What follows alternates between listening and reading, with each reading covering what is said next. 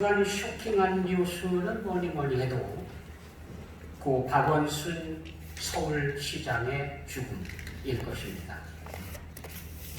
무슨 말을 했는지는 모르지만 유언 같은 말을 하고 사라졌다. 그 딸이 실종 신고를 했어요. 아빠가 전화로 이상한 얘기를 하고 사라졌는데 보이질 않습니다. 실종 신고를 했다는 이야기를 듣고 속으로 그냥 잠깐 어디 갔다 올 수도 있지. 김정은이처럼 잠깐 사라졌다가 나타날 건가? 그냥 그 정도로만 생각했습니다. 그런데 시간이 지나고 저녁에 770명의 사람들이 동원이 돼서 찾고 하더니 드디어는 시신으로 발견이 됐어요. 북악산 숙정문과 삼청각 중간 지점쯤에서 시신이 발견됐습니다. 즉석에서 감식을 했는데 타살 가능성은 없다고 발표를 했습니다.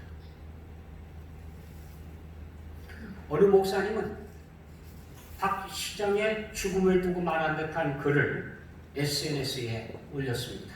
수치를 당하느니 차라리 죽음을 택한다. 그래서 옛날부터 일본 사람들은 활복 자살이라는 걸 했습니다. 네가 책임지고 죽어라. 그럼 칼로 배를 쫙. 이게 가능합니까? 일이 저질러졌으면 그 값을 짊어지고 살아야 돼. 아무리 부끄러운 일을 행했다 하더라도 그래서 많은 사람들이 알게 됐습니다. 손가락질을 합니다. 그래도요. 자기가 저질렀으면 짊어지고 살아야 돼. 회개하는 마음으로 살아야 됩니다. 정말 새로워진 삶을 살기 위해서 몸부림치면서 살아야 됩니다.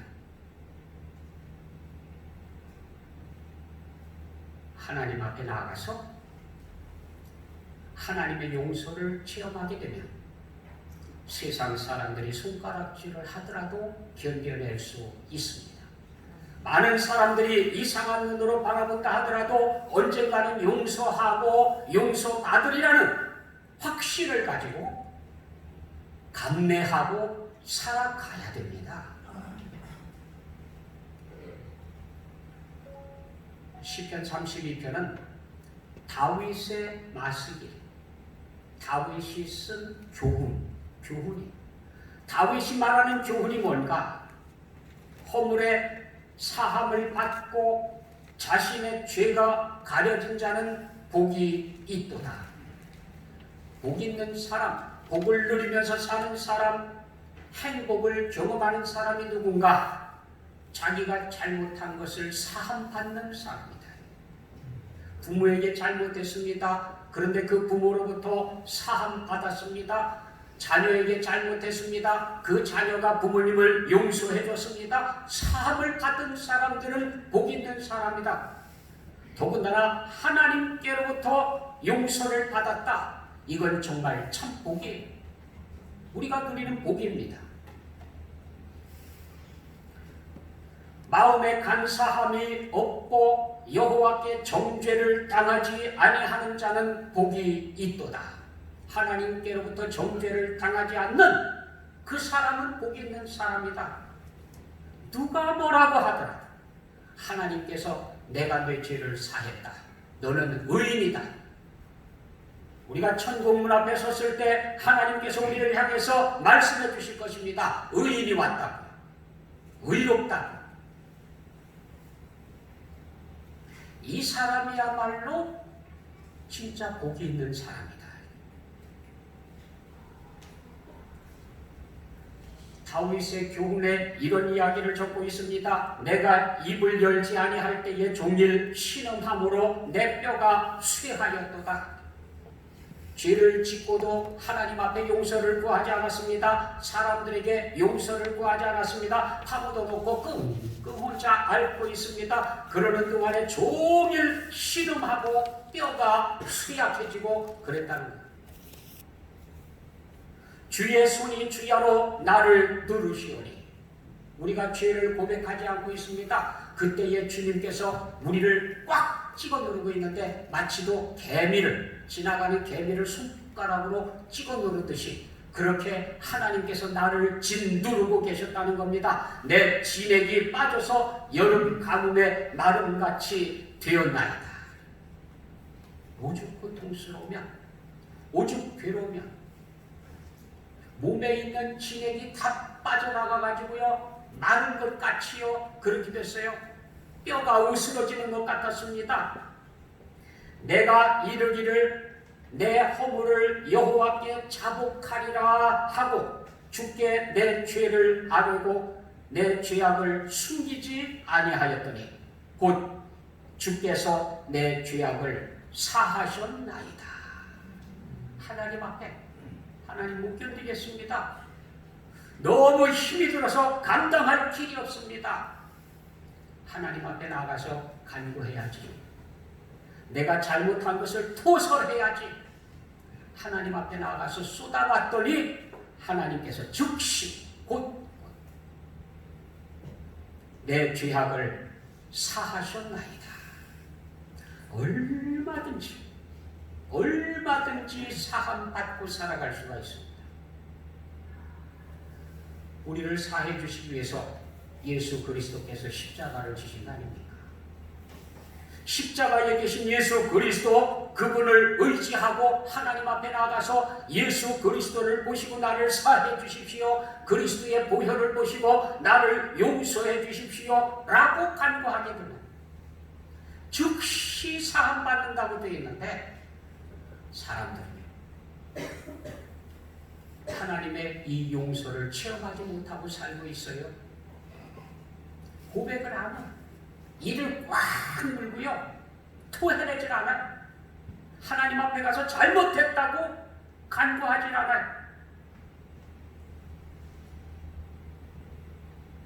주님의 선하심과 인자하심은 영원하다고 선포하고 있는데 옹졸한 생각으로 혼자 괴로워하다가 자기 짐을 자기가 지고 가겠다고 어리석은 선택을 하는 것이야말로 가장 어리석은 선택임을 알아야 합니다. 가룟유다가 그랬죠. 예수님을 은 30에 팔아넘겼습니다. 예수님께서 신문당하시는 장면을 보면서 양심의 가책을 느꼈습니다. 가슴을 치면서 통곡을 합니다. 그러면 피를 흘리고 못 박히신 예수님 단치에 가서라도 매달렸어야 됩니다. 주님의 옆구리에서 피가 쏟아지는 그 시간이라도 찾아가서 외쳤어야 됩니다. 용서해달라고, 나를 받아달라고. 그런데 가슴을 치며 통곡하던 가룟유다는 새끼줄을 가지고 언덕에 올라갔습니다. 목을 매다가 죽었습니다. 과연 가룟유다가 자신이 잘못한 죄를 사함받을 수 있느냐요? 자기가 죽음으로 예수님을 은 30에 팔아넘긴 그 양심의 가책을 씻어낼 수 있느냐고? 아니, 그 이후 사함받고 하나님 나라에 들어갈 자신이 있느냐?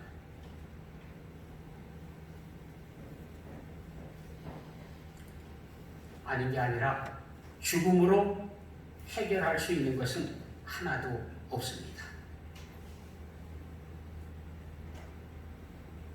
오히려 짐을 느낀 다른 제자들처럼 늦었지만 주님께 나와서 사죄를 구하는 것, 주님의 사랑을 다시 한번 확인하는 겁니다. 우리를 용서하시고 사랑하시고 받아주시는 예수 그리스도의 사랑 가운데에 우리가 머무는 것, 그 사랑을 확인하고 용서를 구하는 겁니다. 가룟유다를 제외한 나머지 제자들은 전부 용서함을 받았어요. 그리고는 하나님 나라의 아주 큰 일꾼들로 그렇게 쓰임을 받았습니다.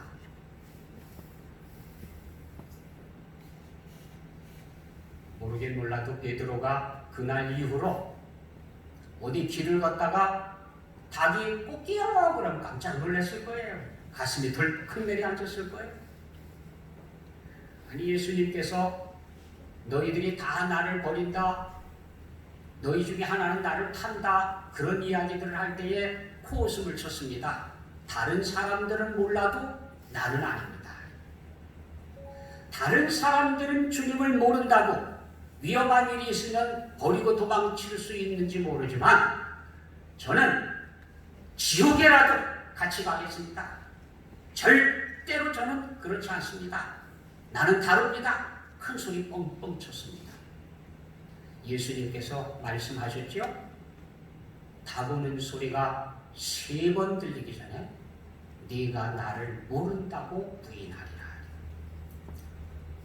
계속해서 모른다고 계속 부인합니다. 3번째에는 저주까지 퍼붓습니다. 그런데 닭 우는 소리가 들렸어요. 깜짝 놀랐습니다.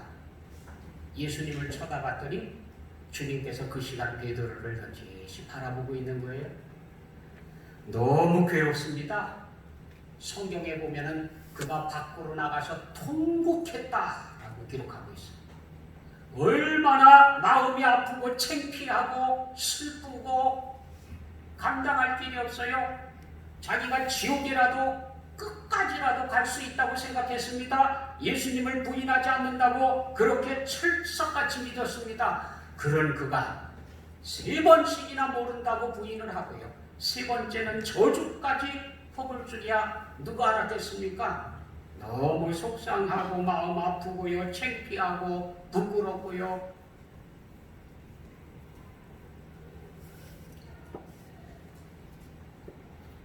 그래서 그날 이후로 닭 우는 소리는 베드로의 참회와 연결이 되어져요. 동방교회들이, 많은 교회들이 십자가 대신 닭을 지붕 위에다가 만들어서 올려놓습니다. 왜냐하면 닭 우는 소리를 들으라 그 말이에요. 베드로가 닭 우는 소리를 들은 것처럼 양심에 두드리는 소리를 듣고 하나님 앞에 나와서 회개하라. 우리가 뭘 잘못하고 있는지 깨닫고 하나님 앞에 나오라고 하는 하나님의 부름이, 우리 주님의 부름을 들으라는, 주님의 말씀을 들으라는 겁니다. 이렇게 주님의 음성을 듣는 사람들, 어떤 상황 속에서 어떻게 주님의 음성을 듣든지 간에 하나님의 용서를 체험하고 그리고 멋지게 살아갈 수가 있습니다. 우리 모두는 건축자들입니다.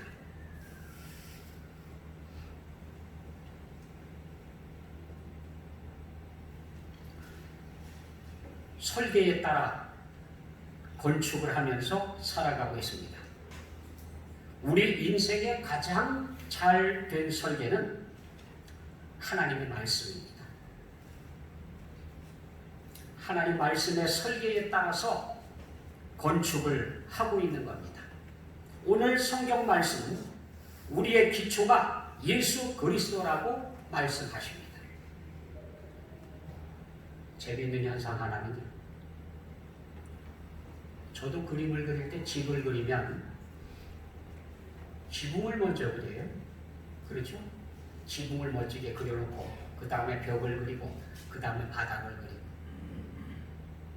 근데 건축은 그렇게 할 수가 없어요. 지붕 먼저 얹어놓고 벽을 세우고 바닥을 하고 기초공사를 하고 그럴 수가 없어요. 건축은 어떻게 해야 돼요? 기초부터 놓고 기초 위에 벽을 쌓고 그 벽 위에 지붕을 세우고 그래야 되지 않습니까? 예. 근데 우리가 그림 그리는 건 꼭 거꾸로 하거든요. 그런데 안타까운 것은 인생의 건축을 세워갈 때에도 그림 그리듯이 하고 있다는 겁니다.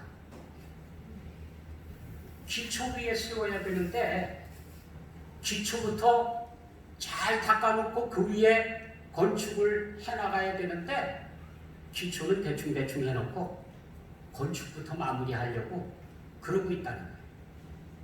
성경은 우리에게 말씀해 주십니다. 내게 주신 하나님의 은혜를 따라 내가 지혜로운 건축자와 같이 터를 닦아두매. 하나님의 은혜를 따라 건축을 하고 있습니다. 제일 안전하고 좋은 방법은 하나님의 은혜에 의지해서 살아가는 거예요. 하나님의 은혜로 건축하는 거예요. 이게 가장 잘된 건축, 가장 안전한 건축 방법입니다. 이렇게 건축하는 사람을 지혜로운 건축자라 그랬어요.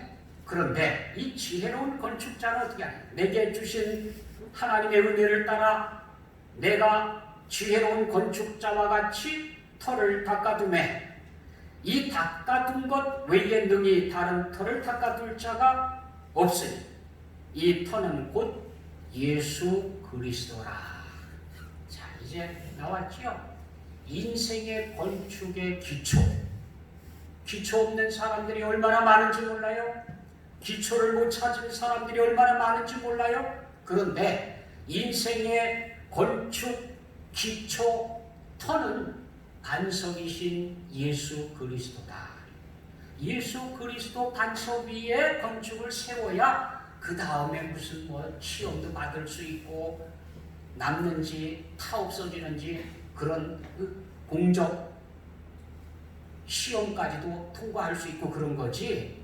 애초부터 기초가 잘못되면은요, 그 건축물은요 통과할 생각 못합니다.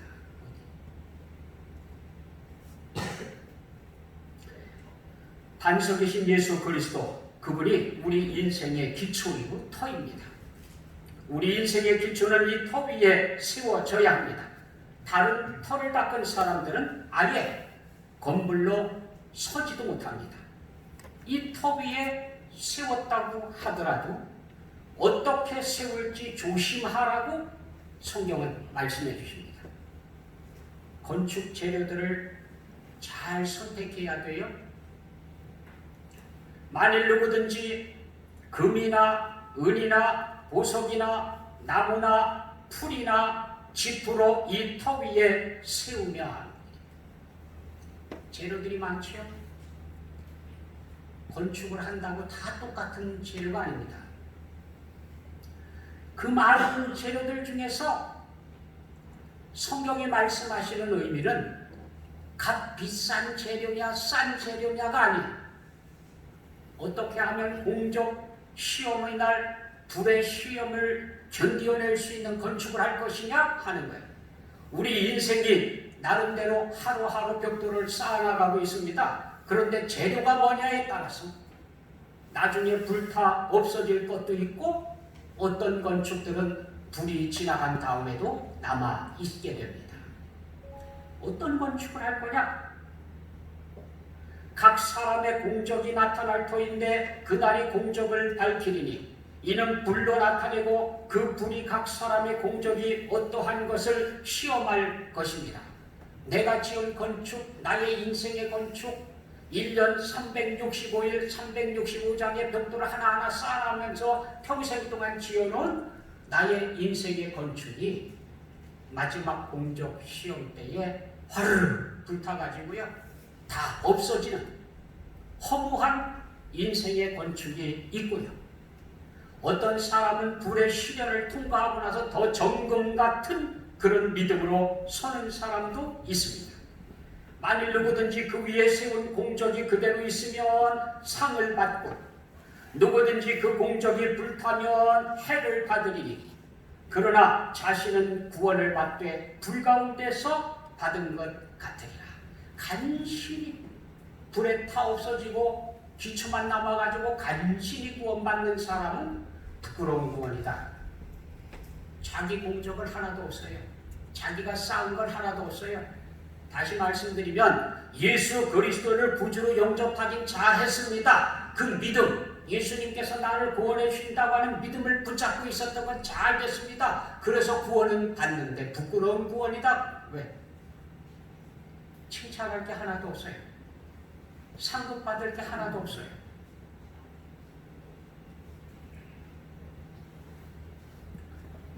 예수님께서는 하늘나라의 법을 우리에게 전해줬습니다. 하나님 나라 백성들은 이런 법을 가지고 살아야 된다. 그게 산상수훈이에요. 그 산상수훈의 결론은 이렇습니다. 그러므로 누구든지 나의 이 말을 듣고 행하는 자는 그 집을 반석 위에 지은 지혜로운 사람 같으니 비가 내리고 창수가 나고 바람이 불어 그 집에 부딪히되 무너지지 아니하나니 이는 주추를 반석 위에 놓은 까닭이요. 나의 이 말을 듣고 행하지 아니하는 자는 그 집을 모래 위에 지은 어리석은 사람 같으리니 비가 내리고 창수가 나고 바람이 불어 그 집에 부딪히매 무너져 그 무너짐이 심하니라. 부실공사야, 부실공사. 자, 누가 인생의 건축의 부실공사냐? 하나님 말씀을 들었습니다. 읽었습니다. 묵상했습니다. 그리고는 뒤돌아서서 잊어버렸다. 별개로 살았다는 거예요. 하나님께서 무슨 말씀을 하시든지 나는 나대로 살겠습니다. 그렇게 살았다는 겁니다. 이게 부실공사예요. 우리 인생도 그냥 건축으로 끝나는 게 아니라 준공검사를 해야 됩니다. 하나님께서 우리 인생의 건축을 놓고 준공검사를 해주게 되는데 그때의 준공검사에 통과할 수도 있고 통과하지 못할 수도 있습니다.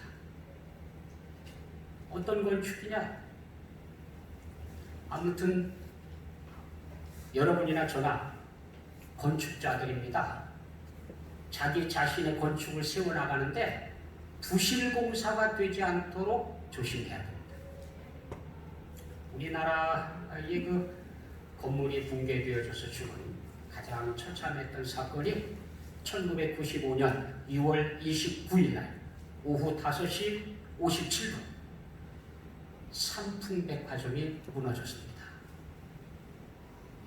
사망자가 502명, 부상자가 937명, 6명이 실종됐습니다. 당시 피해액으로 2,700억 원.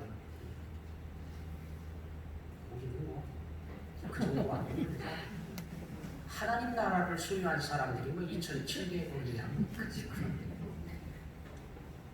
근데 이게 본래 백화점이 아니거든요. 이거 아파트 단지에 있는 대형 마트였습니다. 그걸 용도 변경을 한 거예요. 백화점으로 바꾸고 그리고 건물도요. 지하 4층, 지상 4층 건물 그것을 5층으로 바꿨습니다. 한 층을 더 올렸어요. 그래서 4층을 다 공사 마무리할 단계에 5층을 올려라 그러니까 건축하던 사람이 건설업자가 우리는 그거 자신 못합니다. 그래서 싸우고 쫓겨났어요. 그리고 다른 건설업체가 그걸 맡아서 한 층을 더 올린 거예요. 거기에다가. 실제 건설하던 건설업체는 손을 뗐습니다. 우리는 그 책임 못 지겠다. 한 층 더 올릴 이게 설계 변경이나 구조 변경이나 이게 안 된다라고 본 겁니다. 그런데 그걸 강요해서 한 층을 더 올렸습니다. 그리고 백화점으로 쓰느라고 설계 변경, 구조 변경을 맘대로 했어요. 맘대로. 드디어 문제가 생겼습니다. 틈이 가기 시작했습니다. 균열이 생겼습니다. 그런데도 불구하고 안전하다 그랬어요. 무너지던 바로 그날 2시간 전에 사장하고 직원들이 모여서 회의를 했습니다. 자꾸 이거 갈라지고 있는데 어떻게 하면 이렇게 되느냐? 그랬더니 어떤 그 전문가가 있다가 괜찮습니다. 그거 구조물 딱 대서 이렇게 안전장치를 해놓고 수리를 하면 끄떡없습니다. 그동안 균열이 가던 거 일단은 잡아놨습니다. 막 이러면서 얘기를 했거든요. 그런데 그 시간에 무너진 거예요. 그 시간에.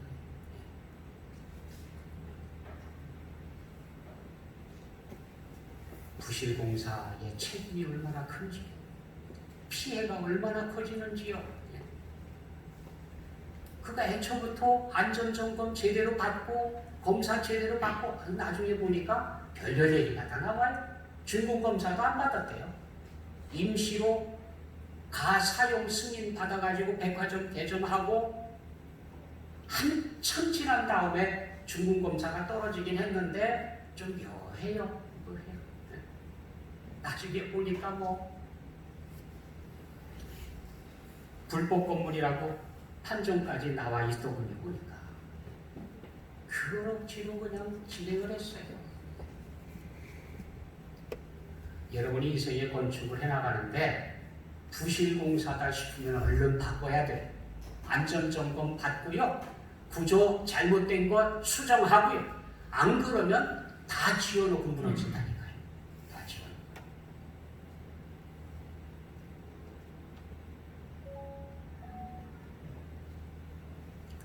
그래서 한국 사회를 부실사회라. 이 삼풍백화점 무너지고 나중에 뭐 성수대교 무너지고 막 이러기 때문에 대한민국을 가르쳐서 부실공화국 그렇게 불렀었습니다. 얼마나 곳곳이 부실한지.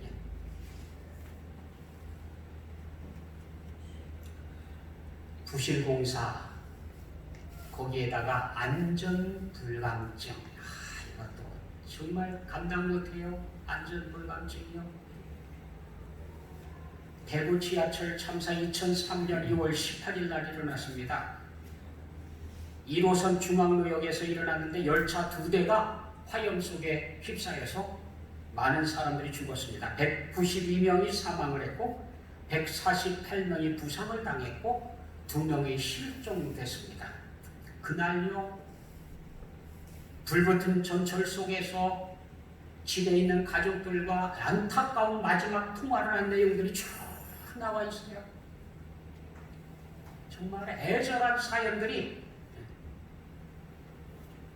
왜 이렇게 사회에 가슴 아픈 일이 일어났습니까? 물론 이상한 사람이 휘발유 2리터를 가지고 전철에다가 뿌리고 불을 질렀습니다. 그것이 발단이긴 합니다만은 나중에 판결 받을 때에 이 휘발유 뿌린 사람은 그리고 불 붙인 사람은 그때 당시에 정신이 제정신이 아니었다. 그래가지고요.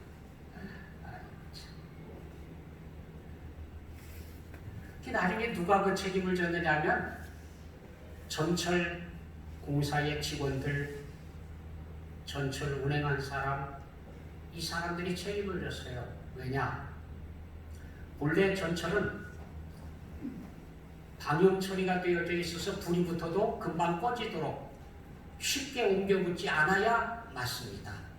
그런데 그 전철을 만들어 놓기를 불에 붙도록 만들어 놔서 그래서 이 큰 참사가 일어났다. 그래서 그 사람들이 책임을 졌어요. 나중에. 참, 이게 설마 하니 전철에서 불이 나랴. 안전불감증이야. 안전불감증. 인생에도요 준공검사하는 날이 다가오고 있습니다. 요한계시록에 보면은 분명히 그 날이 우리 앞에 있음을 얘기해주고 있습니다. 토마스 왓슨은 이야기하기를 천국을 위해서 열심히 수고하면 여러분의 영광의 등급이 점점 더 높아진다고 이야기합니다. 그럭저럭 믿음을 지키는 사람과 열심히 충성하며 살았던 사람과 뭐가 다르냐? 다르다. 상급이 다르다. 영광이 다르다. 해와 달과 별의 영광이 다르듯이 같은 날 같은 교회에 같이 등록을 하고 같은 의자에 앉아서 같이 예배하고 같은 날 임직하고 같이 봉사하고 활동했다 하더라도 영광은 다 다르다. 어떻게 달라집니까? 하나님의 말씀에 누가 충실했느냐? 누가 얼마만큼 하나님의 말씀 앞에 바로 섰느냐 하는 겁니다. 캐나다에서 약국을 경영하던 데이비스라고 하는 사람이 아프리카에 선교사로 갔습니다. 그리고 그곳에서 아무도 알아주지 않는데 40년 동안을 선교를 했습니다. 어떤 사람이 그에게 물었습니다. 왜 당신은 알아주는 사람도 없는데, 아니 약국만 잘 경영해도 호강하면서 남들보다 훨씬 더 잘 살 수 있었을 텐데 뭐하러 굳이 이 아프리카 와서 그렇게 고생을 하십니까? 라고 물어봤어요.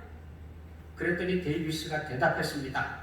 주님께서 다시 오실 텐데, 주님 다시 오실 때 제가 어찌 안락 의자에 앉아서 주님을 맞이할 수 있겠습니까? 저는 주님 다시 오시는 그날 일어나 반갑게 맞이하고 싶습니다. 그래서 현재 나의 삶을 그분께 드리고 싶어서 선교와 사명을 위해 살고 있습니다. 굳이 그렇지 않더라도 호강하면서 멋지게 살 수 있는 사람이지만 주님 앞에 서는 나를 대비해서 가치 있게 내 건축물이 괜찮은 건축물이 되기 위해서 살아야 되지 않겠습니까? 그 이야기. 고린도전서 15장 58절은 우리에게 이렇게 권면합니다. 그러므로 내 사랑하는 형제들아, 견실하며 흔들리지 말고 항상 주의 일에 더 힘쓰는 자들이 되라. 이는 너희 수고가 주 안에서 헛되지 않은 줄 알미라. 우리 인생에서 헛되지 않은 시간들, 주님 앞에 드린 시간들, 이 시간들이 중공검사할 때에 유효하게 될 것입니다. 눈에 보이는, 그래서 겉의 모습만 그럴듯하게 치장하는 게 아니라 눈에 보이지 않는 속의 재료들이 제대로 됐는지, 구조는 마음대로 바꾼 것이 아닌지 이런저런 점검들이 일어나게 될 것입니다. 거기 한 가지 더 잊지 말아야 할 사실이 있습니다. 우리는 성령께서 거하시는 전이라는 사실, 하나님의 전이라는 사실입니다. 그리고 누구든지 하나님의 성전을 더럽히면 하나님이 그 사람을 멸하시리라. 하나님의 성전은 거룩하니 너희도 그러하리라. 마지막 날 주님 앞에 설 때에 여러분의 인생의 건축에 대한 준공검사가 모두 다 합격하기를 예수님의 이름으로 축복합니다. 기도하겠습니다. 사랑의 아버지 하나님, 오늘도 주의 말씀 앞에 있게 해주심을 감사드립니다. 저희들 하루하루 성전을 건축하며 하나님께서 기뻐하시는 전들이 될 수 있도록 은혜 베풀어 주옵소서. 예수 그리스도의 이름으로 기도드립니다. 아멘.